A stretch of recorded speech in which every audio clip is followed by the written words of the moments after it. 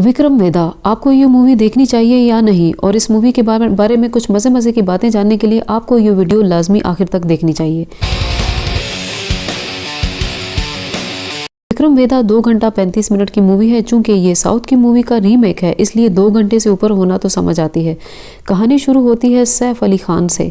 सैफ एक encounter specialist है जिसे एक लीड मिली है। अब वो सिर्फ काले और सफ़ेद पे यकीन करने वाला है, दरमियान के ग्रे के बारे में वो कुछ नहीं सोचता।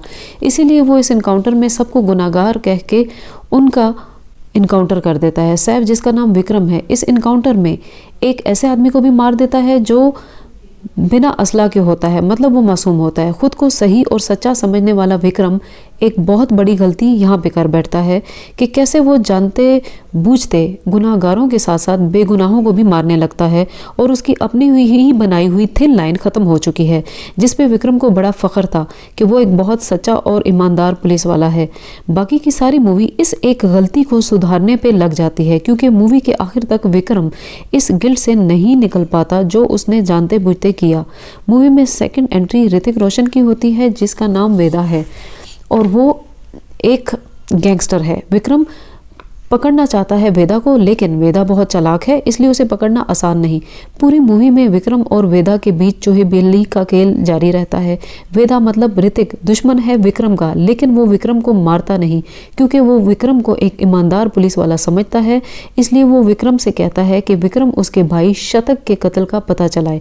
विक्रम के ऊपर ये सच बम बन के गिरता है कि शतक का कत्ल तो उसने खुद किया है। अब वो वेदा को क्या मुंह दिखाएगा। वेदा एक उसूल पसंद गैंगस्टर है, वो बिना किसी का गुनाह जाने उसे नहीं मारता।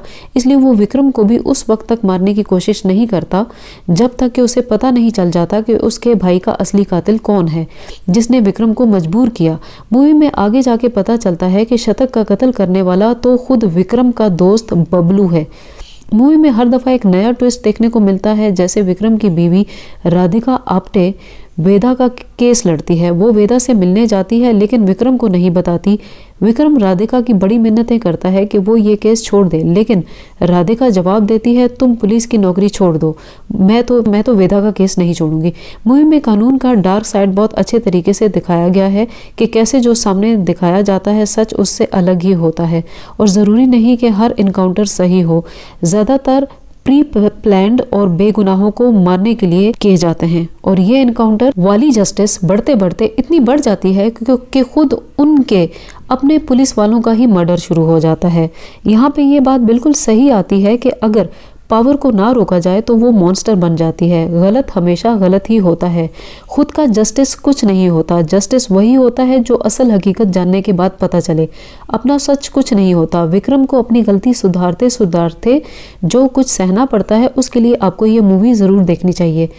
हिंदी वर्जन ज़्यादा अच्छा है, क्योंकि मैंने आपको अपने रिव्यू के शुरू में बताया था कि ये साउथ की मूवी का हिंदी वर्जन है, और हिंदी वर्जन ज़्यादा अच्छा है कि एक्टर्स, लोकेशन और सेट्स इस हिंदी वर्जन के ज़्यादा अच्छे हैं। आखिर सीन तो कमाल है, आपके रोंगटे खड़े कर देने के लिए, जिसमें विक्रम की टीम उसकी दुश्मन हो जाती है और उसकी ज़िंदगी बचाने वाला कोई और नहीं वेदा होता है, जिसे तो विक्रम ने टपकाने की कई बार कोशिश की थी।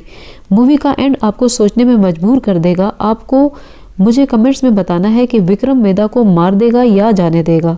मूवी में वेदा के बारे में एक अजीब बात यह है कि वेदा इतना इंटेलिजेंट होते हुए भी अपने दुश्मन को साथ रखता है, मतलब बबलू को, ऐसे दुश्मन को जिसने वेदा के भाई शतक के हाथ में बचपन में सुराख कर दिया था। मतलब समझ नहीं आई कि अगर डायरेक्टर इतना इंटेलिजेंट होते हुए इतनी बड़ी चवल कैसे मार सकता है। अगर आपको समझ आया हो तो जल्दी से जाके मूवी देखो और फिर मुझे कमेंट्स में जाके इसकी वजह बताओ।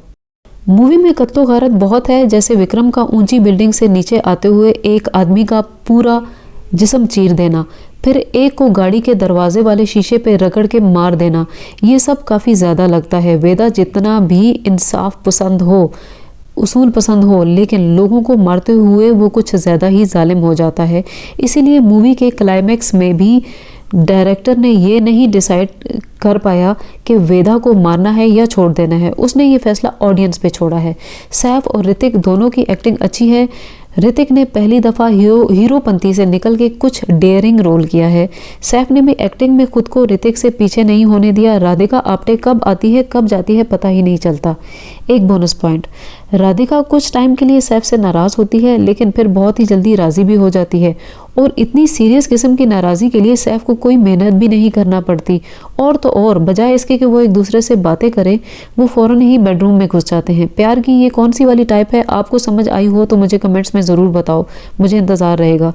मूवी का म्यूज़िक बिल्कुल भी अच्छा नहीं है, चूँकि डायरेक्टर साउथ का था इसलिए उसने बॉलीवुड वाला तड़का नहीं लगाया, जिससे म्यूज़िक काफ़ी से ज़्यादा बोरिंग लगता है। मूवी को मैंने 3.5 आउट ऑफ 5 स्टार्स दिए हैं। आधा स्टार कटेगा बदमज़ा म्यूज़िक डालने पे और 1 स्टार कटेगा कत्लो गारत को ग्लैमराइज करने पे। मेरे चैनल को सब्सक्राइब करो, तुम्हारे पैसे थोड़ी लगेंगे, लेकिन मुफ्त में मज़े मज़े के रिव्यूज़ देखने को मिलेंगे। नई वीडियो तक के लिए बाय।